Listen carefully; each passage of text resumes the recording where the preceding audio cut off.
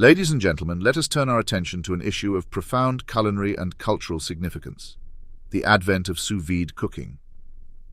This method, which involves vacuum sealing food in plastic and cooking it to perfection in a water bath, has taken the culinary world by storm. But let us pause and consider the ironic twist this presents to the gastronomic narrative, especially as it pertains to our dear friends, the French. First, we must acknowledge the French contribution to the world of cuisine. From coq au vin to crème brûlée, France has long stood as a bastion of culinary excellence. The French, with their UNESCO protections, have prided themselves on preserving the integrity and heritage of their cuisine.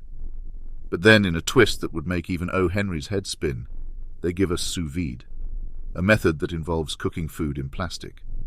Plastic, the very symbol of industrialization and, dare I say, American consumerism. Now let us ponder this: cooking in plastic.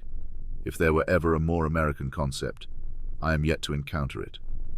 The United States, a country where convenience reigns supreme, where the fast food drive-thru is a cultural landmark, has long been criticized by the culinary purists of France.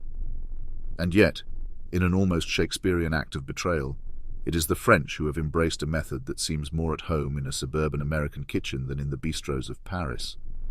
One must then ask, should the very nation that gave us sous vide continue to enjoy the protections of UNESCO for its culinary heritage? To cook one's national delicacies in a material more commonly associated with supermarket packaging and Tupperware parties seems not just a departure from tradition, but a full-blown gastronomic apostasy. To be clear, sous vide has its merits. The precision, the consistency, the ability to maintain the integrity of the ingredients. These are not points of contention. The issue at hand is the symbol it represents, a capitulation to a form of culinary convenience that seems antithetical to the very essence of French cooking. The French kitchen, once a temple of gastronomic complexity and tradition, now dabbles in a method that, though effective, is eerily reminiscent of a TV dinner preparation. In this grand culinary theatre, one cannot help but note the delicious irony that percolates beneath the surface. The Académie Française, that venerable institution tasked with guarding the French language, wages a relentless war against the infiltration of American words into the lexicon of Voltaire and Proust. And yet here we find a gaping contradiction. The same culture that views the adoption of American vernacular as anathema has wholeheartedly embraced a cooking method that, at its core, is as American as apple pie, albeit wrapped in plastic and simmered in a water bath. This dichotomy is not just ironic, it is revelatory. It exposes a certain selective snobbery, a culinary double standard, if you will. On one hand, the French language must be kept pure, unsullied by the crass commercialism and linguistic laziness that they perceive to define American culture. But when it comes to cuisine, the sanctity of French tradition seems to take a back seat to the allure of modernity and convenience, even when it involves something as fundamentally un-French as cooking in plastic.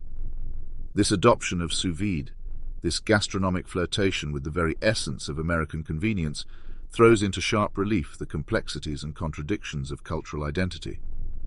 It raises questions about the authenticity and purity of cultural practices in an increasingly globalized world. If the French culinary tradition, once the bastion of gastronomic authenticity, can be so easily seduced by the convenience of plastic cooking, what does it say about the rigidity with which they defend their language? If UNESCO is to maintain its standards of cultural integrity, a serious re-evaluation is in order.